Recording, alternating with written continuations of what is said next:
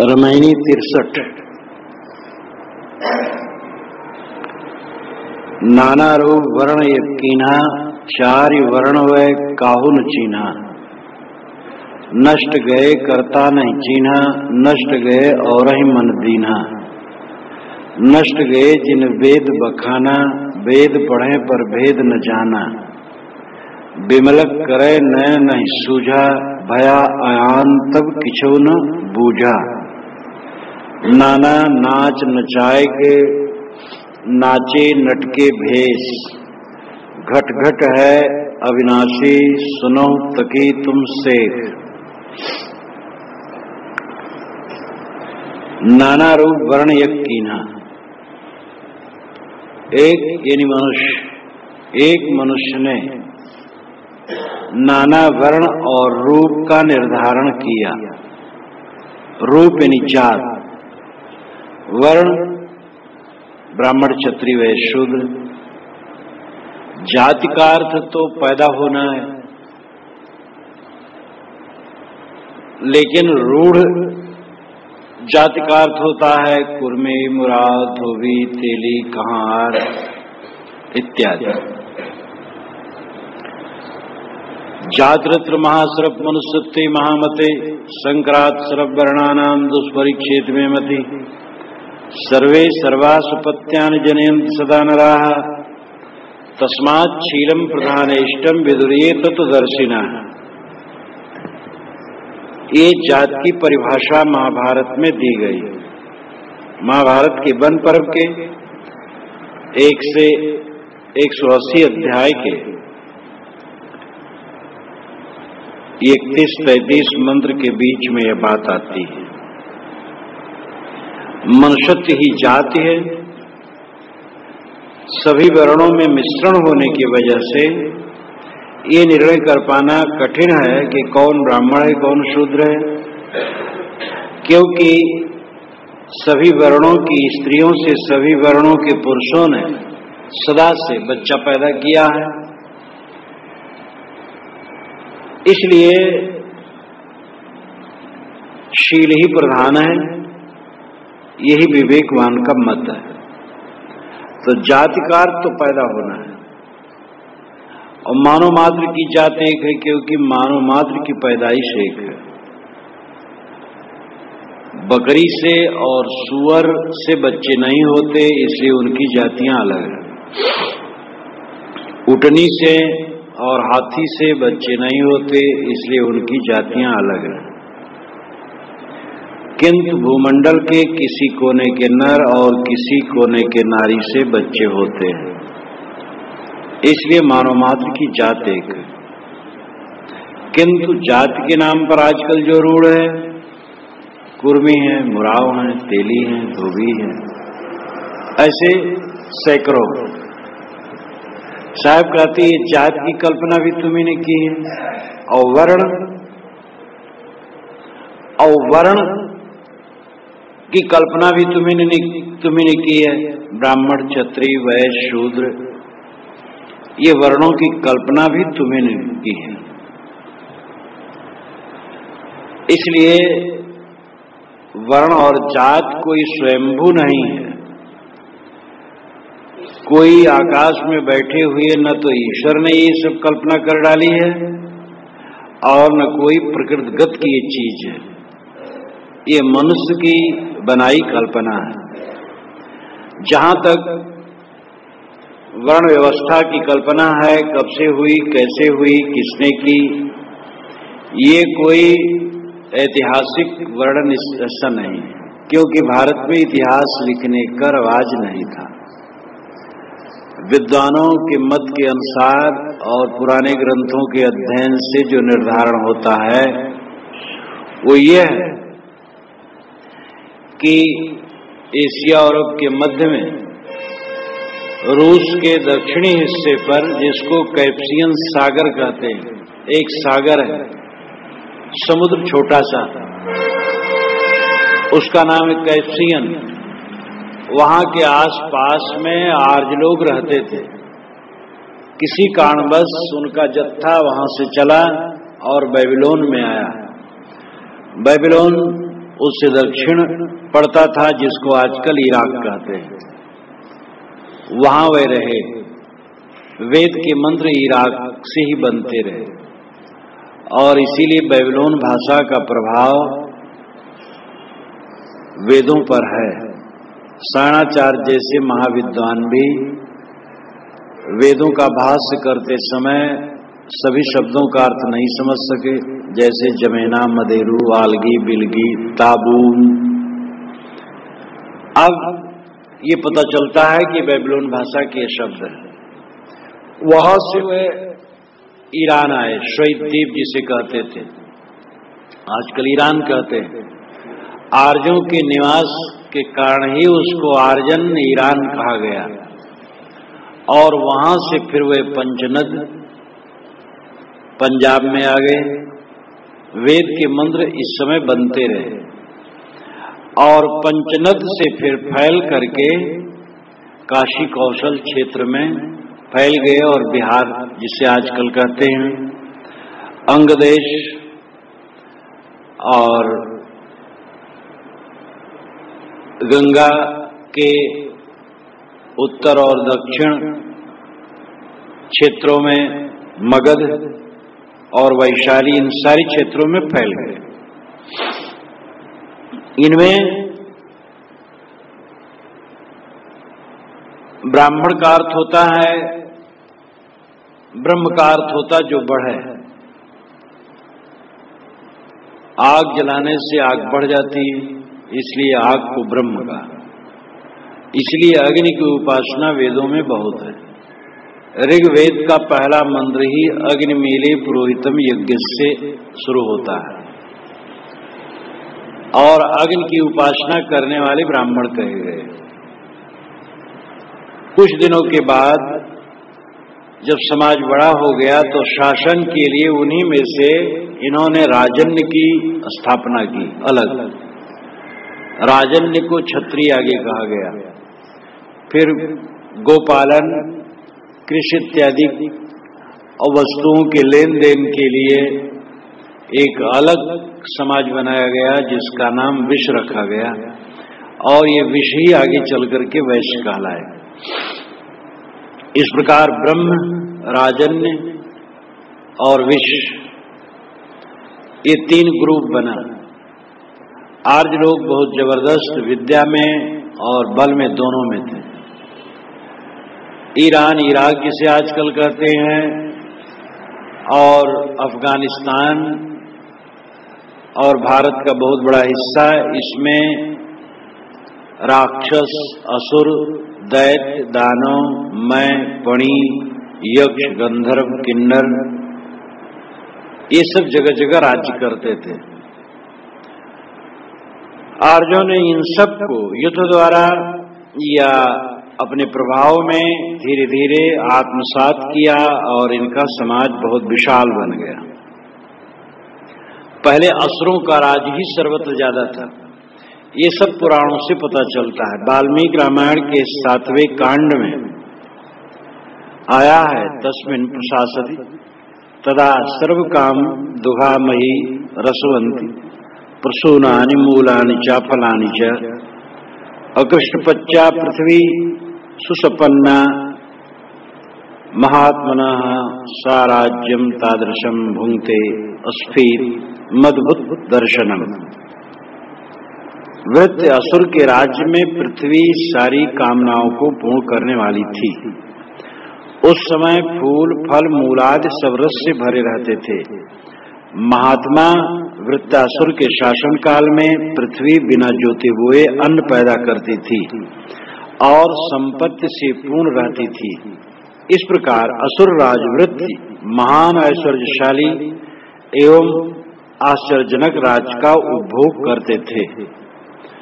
वृत्त की चर्चा वेदों में भी है और वृत्त नाम का राजा, जो कि असुर कुल का था, वृत्र, महान प्रतापवान था। आर्यों ने अपना दबदबा जमाया, इन सब को अपने में आत्मसात कर लिया, बहुत बड़ा दल बन गया। फिर उन्होंने एक बहुत बड़े समाज को शूद्र घोषित किया जो श्रमिक दल था, और काम का बंटवारा इस प्रकार हुआ। लेकिन आपस में न तो छुआछूत की बात थी, रोटी बेटी का सबका संबंध आपस में था, केवल काम का बंटवारा था, कोई किसी से घृणा नहीं करता था। दिन बढ़ते चले गए, फिर घृणा शुरू हो गई। इसी के बाद और जात बनने लगी। बाल और लोग बनवाते ही नहीं थे, आगे चल करके बाल बनवाने लगे तो नाई अलग हो गए। कपड़ा बहुत कम पहनते थे, अपने हाथ से धो लेते थे। कपड़ा का विस्तार हुआ तो उसके लिए बुनने वाले, सिलने वाले, धोने वाले, तो दर्जी, धोबी, ये सब नाम बढ़ा। काम जितना बढ़ा वैसा काम करने वालों का नाम बढ़ा, बस जातियां इसमें बनती चली गई। इस प्रकार वर्ण और जातियों का विस्तार होता चला गया। आगे चल करके फिर मोटा काम करने वालों को छोटा कहा जाने लगा। जो पुस्तक पढ़े वो बड़ा है, और जो लकड़ी छील करके फर्नीचर बनाए वो छोटा है। जो पूजा करे वो बड़ा है, और जो हल चलाए वो छोटा है। ये कुमति जब से मन में व्यापी, तब से छुआछूत और ऊंच नीच की भावना बढ़ी।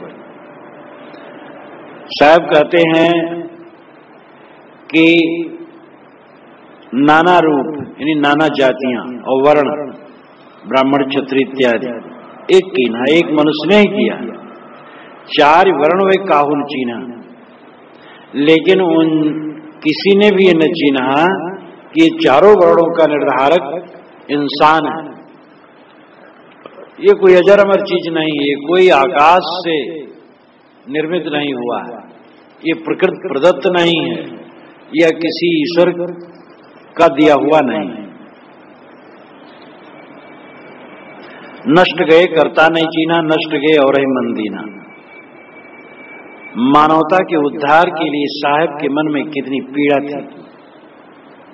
वह कहते वो नष्ट हो गए जिन्होंने कर्ता को नहीं पहचाना। ये वर्णों का कर्ता, ये जातियों का कर्ता कौन है, ये जो नहीं पहचाना और नष्ट हो गए, उनकी बुद्धि नष्ट है। जो नहीं समझे कि मनुष्य ही करता है, इसका मनुष्य वर्णों की कल्पना करता है। ब्राह्मण गोरे होते हैं, अंग्रेज लोग भी गोरे होते हैं, और ठंड मुल्क वाले सभी गोरे होते हैं, उनको ब्राह्मण क्यों नहीं कहा जाता है? और अगर ब्राह्मण गोरे होते हैं तो जो ब्राह्मण कहलाने वालों में काले होते हैं, उनको अब्राह्मण क्यों नहीं कहा जाता है? तो ये सब बकवास है। नष्ट गए और मन दीना। साहब कहते हुए नष्ट हो गए जिन्होंने अपने मन को और कहीं लगाया कि प्रभु की देन है। अपनी बात, कमजोर से कमजोर बात को प्रभु के नाम पर चलाना बड़ा सरल है, ये प्रभु की देन है। चाहे संस्कृत ग्रंथों को देखो और चाहे हिंदी ग्रंथों को, चाहे अन्य ग्रंथों को, जात पात संबंधी मलिनता जिसके चित्त में थी, चाहे वो पंडित रहे हो, चाहे संत रहे हो, चाहे जो रहे, उन्होंने महापुरुषों का नाम लेकर के उनके आधार पर अपने अंधविश्वास को फैलाया। कल्पना कर लिया एक निराकार ईश्वर ब्रह्म है आकाश में, वही ये सब बड़ व्यवस्था किया। किसी ने कल्पना किया अमुक अमुक मनुष्य के रूप में जो आए हैं वो परमात्मा के अवतार है, तो उन्होंने वर्ण व्यवस्था और जात पात की कल्पना की है, उन्हीं की देन है। इसलिए प्रभु का वचन है, इसको जो नहीं मानेगा वो पापी है, वो नास्तिक है। नष्ट गए जिन वेद बखाना। साहब कहते हुए नष्ट हो गए जिन्होंने जात परक और वर्ण व्यवस्था परक व्याख्या वेदों की। वेदों में लिखा है कि ब्राह्मण सबसे ऊंचा है और शूद्र नीचा है, शूद्र अछूत है, शूद्र की परछाई पड़ जाए तो कपड़े सहित नहाना चाहिए, ऐसा वेदों में लिखा है। इस प्रकार की जो व्याख्या करता है, साहब कहते वो नष्ट हो गए। क्योंकि वेद पढ़े पर भेद न जाना, और वेद को पढ़ते तो हैं लेकिन भेद नहीं जानते। कहाँ वेदों में ऐसा लिखा है? ये साहब बहुत बड़ी बात कहते हैं। आगे चल करके नाना ऐसा आया। धर्मशास्त्रों में ऐसा लिखा गया, तैतरीय संहिता में लिखा है, जैसे पशुओं में घोड़ा वैसे मनुष्यों में शूद्र है, अतः वह यज्ञ के योग्य नहीं है। शूद्र एक चलता फिरता शमशान है, उसके पास वेदाध्ययन नहीं करना चाहिए। इस प्रकार वेदांत के भाष्य में स्वामी शंकर ने वचन उद्धृत किया। शूद्र को ज्ञान नहीं देना चाहिए। ये मनुस्मृति के 4 अध्याय के 80वें श्लोक में कहा गया। यदि शूद्र वेद मंत्र सुन ले तो उसके कान में पिघलाया हुआ रांगा भर दे। अगर वो वेद मंत्र उच्चारण कर डाले तो जीभ काट दे। अगर शूद्र ने वेद मंत्र का मनन कर लिया है तो उसकी हत्या कर दे। ये गौतम धर्म सूत्र में लिखा है। शंकर भाष्य में भी ये बात आई है। मनुस्मृत हो चाहे अन्य स्मृतियां हो, ब्राह्मण ग्रंथ, गृह सूत्र, धर्म सूत्र, शौच सूत्र, स्मृत ग्रंथ, इन धर्म ग्रंथों के लेखकों को लोग मानते हैं कि वेदों के मर्मज्ञ हुए और वेदों की ज्ञाता थे, त्रिकालदर्शी थे। जब ये त्रिकालदर्शी थे तो इन्होंने जो कुछ कहा है वो सब सच है। साहब कहते, नष्ट गए जिन वेद बखाना। वेदों की व्याख्या इस तरह से जिसने की उनकी बुद्धि नष्ट है। किस वेद के, किस मंडल के, किस अध्याय के, किस सूक्त के, किस मंत्र में ये सब वर्णन है, कोई बताए? चारों वेदों में ऐसा कहीं वर्णन नहीं, बल्कि यह जरूर है, समानी प्रभा सहो अन्नभागा, हमारी पौशाला एक हो और हम एक साथ भोजन लें। भेदभाव की बात वेदों में जात पात को लेकर नहीं, वैसी कल्पना ही नहीं उठी थी। ये कल्पना तो पीछे की। अब लोग कहते हैं कि वे वेदों के मर्मज्ञ थे, जिन्होंने गृह सूत्र, धर्म सूत्र, शौच सूत्र लिखा, ब्राह्मण ग्रंथ लिखा और तमाम धर्मशास्त्र लिखे। वे वेदों के मर्मज्ञ थे, त्रिकालदर्शी थे। साहब कहते हैं, विमलक करे नैन नहीं सूझा। विमलक तो विमलक होने का अभिमान, विमलक नाम निर्मल दृष्टि, दिव्य दृष्टि, विमलाक्ष, निर्मल अक्ष, निर्मल आंख, दिव्य दृष्टि। ये घमंड है लोगों को कि उनकी विमल दृष्टि थी, त्रिकालदर्शी थे, इसलिए वो जो व्याख्या की है सच है। साहब कहते विमलाक्ष करे। विमलाक्ष का अहंकार तो है, लेकिन उनकी आंख से सूझता ही कुछ नहीं है। भया हम तब किछो न सूझा। आदमी जब मूढ़ हो जाता है तो उसको कुछ नहीं सूझता है। जो पक्षपाती हो जाता है तो मूढ़ हो जाता है, और मूढ़ आदमी को कुछ नहीं सूझता है। इसलिए अहंकार तो निर्मल दृष्टि का है, और वह विवेकहीन है। थोड़ा विचार कर लो, वेदों में ऐसी प्रकार की क्रूरता कहीं नहीं है। ऋग्वेद के प्रथम मंडल के 116वें सूक्त से 126वें सूक्त तक, जिसमें 153 मंत्र है, कक्षीवान की रचना है, और कक्षीवान शूद्र कुलोत्पन्न थे। इन्हीं की पुत्री घोषा थी, घोषा नाम की। 10वें मंडल के 39 से 40 की ऋषिका है, रचयिता है, जो कि शूद्र कुलोत्पन्न ही थी। ऋग्वेद के 10वें मंडल के 169वें सूक्त का ऋषि शबर है। शबर भी शूद्र कुलोत्पन्न है। और कितने ही ऐसे शूद्र हैं और कितनी स्त्रियां जो वेद मंत्रों के रचयिता हैं। जो वेद मंत्रों को रचता हो, क्या वो वेद पढ़ने का अधिकारी नहीं है? वो अछूत होते तो वेद मंत्र कैसे रचते और कैसे वो मान्य होता? इसलिए ये बीच के लोगों का अहंकार है, और अहंकार पेश करके बस ये प्रभु ने कहा। शंभु तपस्या कर रहा था, राम ने उसे मार डाला इसलिए क्योंकि शूद्र तपस्या करने का अधिकारी नहीं है। उसके तपस्या करने से एक ब्राह्मण का लड़का मर गया था, तो राम ने जब शंभु को मारा तो ब्राह्मण का लड़का जी गया। कितनी उटपटांग बात है, न राम ने मारा और न ब्राह्मण का लड़का जी गया। ये सब किसी कलुषित चित्त के ब्राह्मण का विचार है, उसकी कल्पना है, जिससे ये दबदबा कायम किया जाए कि राम ने शंभुक शूद्र की इसलिए हत्या की कि वो तपस्या कर रहा था।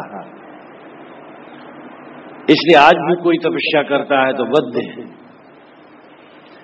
सूत जी 88,000 ऋषियों को नैमिषारण्य क्षेत्र में ज्ञानोपदेश करते थे। बलराम घूमते हुए वहां पहुंचे तो उन्होंने हल से उनको मार डाला, क्योंकि शूद्र होकर के ऋषियों को उपदेश करते थे। 88,000 ऋषियों जो उपदेश करे बलराम मार सकते हैं। और बलराम की ही स्थिति देखा जाए और वेदव्यास इत्यादि की स्थिति देखा जाए तो वहां शूद्र कुल उत्पन्न वेदव्यास स्वयं शूद्रा से उत्पन्न है। तो वेदव्यास को क्यों नहीं मार डाले, जो कि बहुत बड़े ज्ञानी थे। बलराम वेदव्यास को मार डालते। और बहुत बातें हैं कबीर पर शुक्ल की, मेरी दृष्टि में इसको मैंने विवरण से लिखा है।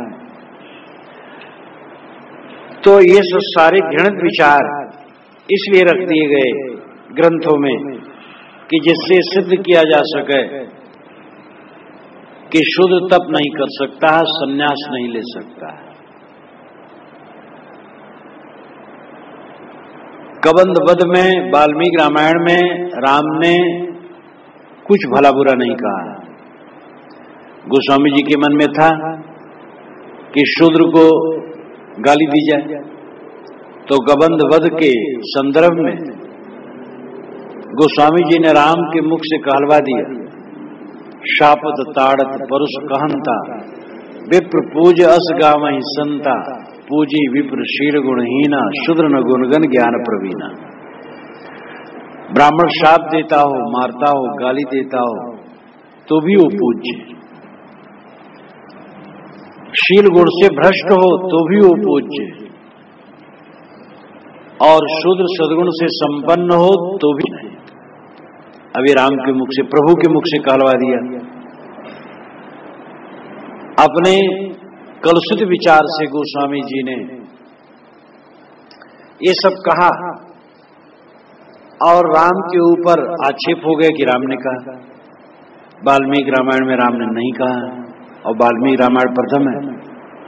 तो एक गोस्वामी जी की अनुदारता, शीलवान शूद्र को भी अपूज्य और निम्न ठहराने की उनकी बात, और ब्राह्मण नामधारी भ्रष्ट हो तो भी उसकी पूजा करनी चाहिए। इस दलाली को पेश करने के लिए उन्होंने जो एक घृणित विचार रखा, कितना गलत है, और इसमें आक्षेप से राम के ऊपर पड़ता है। अब अगर ये सच है तो रावण को क्यों नहीं पूछते? गोस्वामी जी रावण को गाली क्यों देते हैं? ब्राह्मण का पनाती था, विद्वान था, ईश्वर भक्त था, वेदज्ञ था, क्यों नहीं पूछते? थोड़ी त्रुटि हो गई और इसीलिए वे पूरे मानस में गाली देते रह गए। फिर ब्राह्मण कैसे पूछे अगर आचरणहीन है तो? हनुमान किस तिवारी के घर में पैदा हुए थे जिसके लिए हनुमान जी मार गा डाले हनुमान चालीसे? वो भी तो किसी तिवारी पाणी सुगुल के यहां नहीं पैदा हुए थे, आदिवासी परिवार के थे। तो महाकाव्यों में, नाना धर्म ग्रंथों में ऐसे घृणित विचार बहुत फैल गए हैं कि शूद्र कहलाने वाला व्यक्ति नीचा होता है, ब्राह्मण कहलाने वाला व्यक्ति ऊंचा होता है, चाहे जैसे हो। और ये भारतीयों के नस नस में आज भी व्याप्त है, और इसका परिणाम हिंदू समाज का घोर पतन हुआ। अब आज भी वो संगठित नहीं हो रहा, आज भी आपस में जो उदारता चाहिए नहीं हो रहा। मनुष्य केवल मनुष्य, ब्राह्मण शूद्र एकदम बकवास है। साहब कहते विमलक करे नैन नहीं सूझा, विमल दृष्टि, त्रिकालज्ञता और त्रिकाल के ज्ञाता है ऋषि, उन्होंने कहा है, प्रभु ने कहा है, ये सारी धांधलीबाजी की बातें हैं। जितने मनुष्य हैं वो मनुष्य हैं, और अगर उन्होंने अन्यथा कही है बात तो बिल्कुल नहीं मानना चाहिए, और ठीक कही है तो मानना है। बालक कहे सच तो मान लेना चाहिए, विद्वान कहे गलत तो नहीं मानना चाहिए। नाना नाच नचाए के नाचे नट के भेष, घट घट है अविनाशी सुनो तकी तुमसे। ये गुरु लोग, और अगर शुद्ध भाषा में कहा जाए तो गुरुआ लोग, नाना नाच नचा करके लोगों को स्वयं नट के भेष में नाचते। नाना नाच नचाए के नाचे नट के भेष, दूसरे लोगों को नचाते हैं, स्वयं नाचते। जो गलत काम करेगा दूसरे को दुख देगा, स्वयं को दुख देगा। घट घट है अविनाशी सुनो तकी तुम शेख, ऐसे तकी तुम सुनो, घट घट में अविनाशी। शेख तकी यही झूसी में रहते थे, जो गंगा जमुना के संगम के पूरब तरफ है, गंगा की पूरब तरफ है। इसको पहले प्रतिष्ठानपुर कहते थे, और यही झूसी बहुत दिनों से कहलाता है ये कस्बा। यहाँ पर शेख तकी रहते थे, और वे मुसलमान लोग कहते हैं कि सत्य से साक्षात्कार इस्लाम करा सकता और कोई नहीं। हजरत मोहम्मद, कुरान और इस्लाम, ये त्रिपुटी को स्वीकारे बिना कोई भी ईश्वर को, सत्य को, हक को नहीं पा सकता है।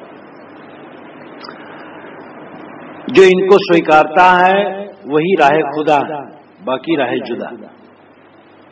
वही जन्नत के रास्ते में है, बाकी सब नरक के रास्ते में। साहब कहते हैं तुम्हारा घोर अहंकार है शेख तकी। शेख तकी को साहब मिले थे और फटकारे थे। मानिकपुर में साहब रह रहे थे। एक मानिकपुर यहाँ से दक्षिण है, एक उत्तर है। अनुसंधान में यही लगता है उत्तर वाला ही ये कस्बा बहुत विशाल है, और यहाँ रजवाड़े भी रह चुके हैं, और यहाँ शायद रहे हो कभी साहब। मानिकपुर कबीर बसेरी मद्दत सुनी शेष तकी। जब मैं मानिकपुर में था तो शेष तकी की प्रशंसा सुनी, ओजे सुनी जौनपुर थाना, सुना कि वे जौनपुर में रहते हैं। झूसी सुनी पीरन को नाम है, और झूसी को भी सुना कि पीरों के नाम है। तो जौनपुर भी रहते, लेकिन जौनपुर कम रहते, झूसी में ज्यादा शेष तकी रहते थे। तो शेख तकी को साहब ने कहा, ऐसा कि शेख तकी सुनो, घट घट में अविनाशी है वो अल्लाह, वो परमात्मा घट घट में है। बिचौलिए की जरूरत नहीं है इसमें, घट ही में है तो बाहर की क्या जरूरत है इस्लाम और हिंदुत्व का। हाँ, उसके महर्मी सदगुरु की जरूरत है, पीर की जरूरत है। कोई पीर हो, कोई सदगुरु हो, जो उसमें उसका बोधक हो और उसमें रमता हो। ऐसे सदगुरु की जरूरत है बस, और किसी संप्रदाय की जरूरत नहीं। समझ जाए, दृष्टि अपने तरफ लौट आए, समझ ले कि जिसको मैं खोजता हूं वो मेरा आत्म स्वरूप है, बस हो गया। और तुम नाना नाच दूसरे नचाते हो, स्वयं नट के भेष में नाचते हो, लेकिन घट घट में अविनाशी तत्व बसता है। उसके लिए न इस्लाम की जरूरत है, न हिंदुत्व की जरूरत है, न ईसाइयत की जरूरत है, न और किसी पैगंबर अवतार की जरूरत है। उसके लिए जो उसका महर्मी हो, काम करता हो, उससे भेद लेना चाहिए, चाहे जिस मत का हो, चाहे जिस संप्रदाय का हो। जैसे वकालत में जो निष्णात हो, उससे कानून का ज्ञान होगा। जो रोग चिकित्सा औषध में निष्णात हो, उससे चिकित्सा कराई जा सकती है। चाहे जिस मत का हो। तो जिसे आत्मज्ञान हो, आत्म परिचय हो, आत्म स्थित हो जिसकी, ऐसे महापुरुष की शरण जरूर चाहिए और कोई संप्रदाय की आवश्यकता नहीं। घट घट है अविनाशी सुनो तो कि तुमसे। साहब खंडन करते हैं जब पाखंडों का और अंधविश्वासों का, मानवता में दीवार बनाने वाले जितने विचार हैं, चाहे जाति हो चाहे संप्रदाय हो, दोनों खंडन करते हैं। और उस समय प्रबल दो मत थे यहाँ, हिंदू मुसलमान, तो दोनों पर उनकी दृष्टि जाती है। ईसाई लोग से साहब बहुत कम परिचित रहे होंगे अथवा नहीं परिचित रहे, उस समय उतना प्रचार उनका नहीं रहा होगा, इसलिए उनके विषय में कुछ नहीं कहा। लेकिन इसका मतलब नहीं है कि उसको छोड़ने वाले थे। ईसाई भी कहते हैं ईसा ईश्वर का पुत्र है, उसी के थ्रू स्वर्ग जा सकते और कोई चारा नहीं, ये भी उनका दम्भ मात्र है। तो मानवता को विभाजित करने वाले संप्रदाय और जात, ऊंच नीच मान लेना मनुष्यों में, ये जातिवादी भावना, वर्ण भावना, ये मनुष्यता को काटती। और दूसरा संप्रदायवाद कि हमारा संप्रदाय ही स्वर्ग और सत्य का ठेकेदार है और दूसरे का नरक का अथवा दूसरे का उतना नहीं पहुंच सकता है, तो ये भी मनुष्यता को काटता है विचार।